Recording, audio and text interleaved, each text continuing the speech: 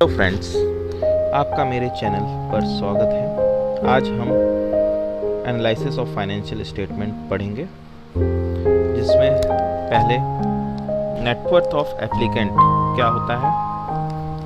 For individual the excess of his asset over his liability is his net worth. In business entity the financial statement shows assets and liability to be equal as business is considered to separate legal entities and its net worth is added to the liability considering that this is the amount payable to the promoter by the business entity। तो हम समझ सकते हैं इसमें जब asset access हो जाता है लायबिलिटी से तो वो उसका नेटवर्थ कहलाता है। इसी प्रकार यदि हम रिपेमेंट कैपेसिटी के बारे में समझेंगे, in the case of an individual the bank collect informations like his income, salary, interest, dividend, also his expenditure including repayment of existing borrower if any to the excess the surplus available for repayment of instalment and interest on bank's loan. इस प्रकार से यदि हम repayment capacity यदि किसी व्यक्ति की पता करनी है तो उसमें उसके इनकम, सैलरी, इंटरेस्ट और डिविडेंड जो और इसके अलावा एक्सपेंडिचर या जो भी एग्जिस्टिंग लोन चल रहे हैं उसको भी इंक्लूड किया जाता है। वही वायबिलिटी के बारे में हम समझेंगे। बैंक लोन्स मे और may not result in increased earning for borrower.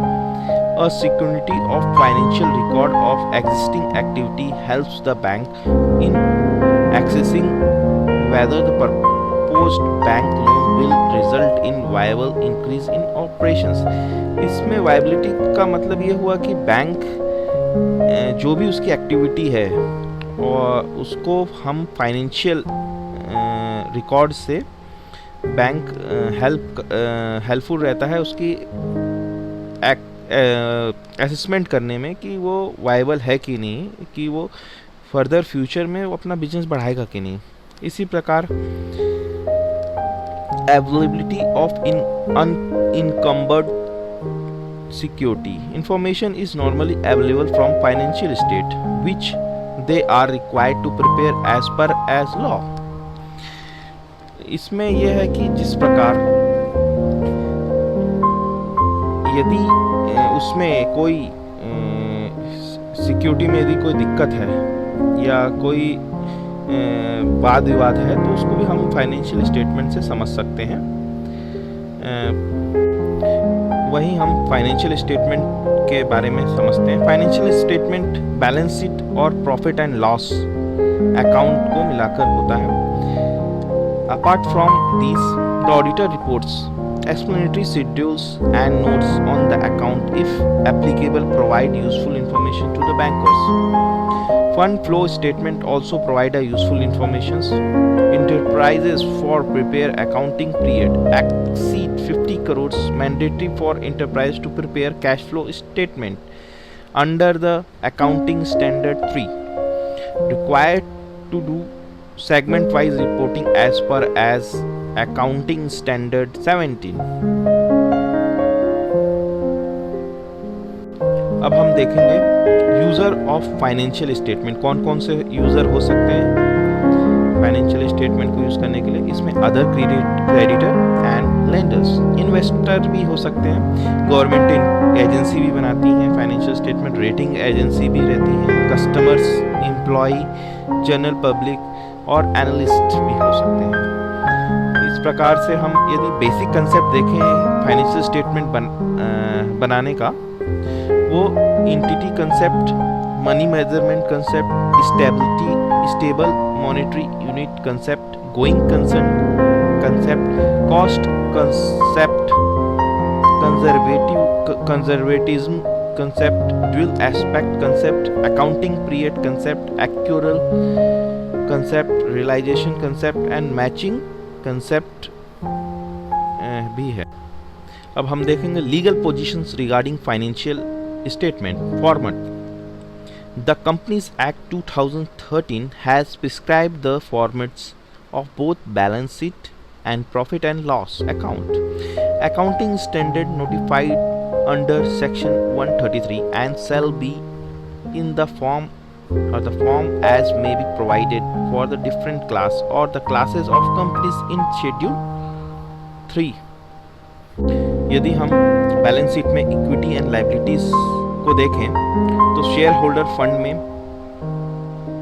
Share capital, reserve and surplus, money received against share warrant, share application money pending allotment, non current liabilities, long term borrowing, deferred tax liabilities, net other long term liabilities, long term provisions.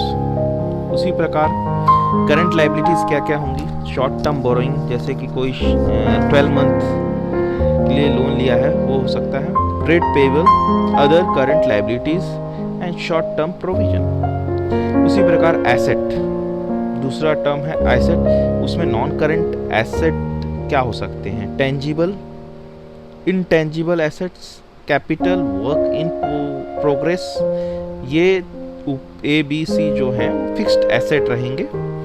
Intangible asset under development. उसी प्रकार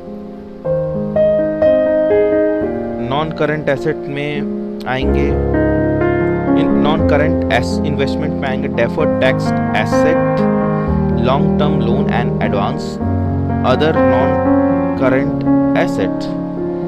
current assets में current investment, inventories, trade receivers, cash and cash equivalent, short term loan and advances and other assets. Accounting period के बारे में बताएं, यह April से March is considered as the financial year for the tax purpose for incomplete project and activity.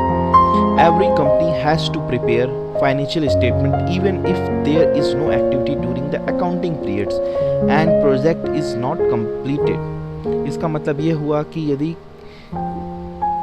Financial statement सभी कंपनियों के लिए बनाना जरूरी है, यदि कोई एक्टिविटी हो या ना हो या प्रोजेक्ट कंप्लीट हो या ना हो। उसी प्रकार consolidate financial statement, The Act 2013 Act mandate consolidate financial statement for all companies having a subsidiary or an associate or an joint ventures to prepare and present the consolidated financial statement in additions।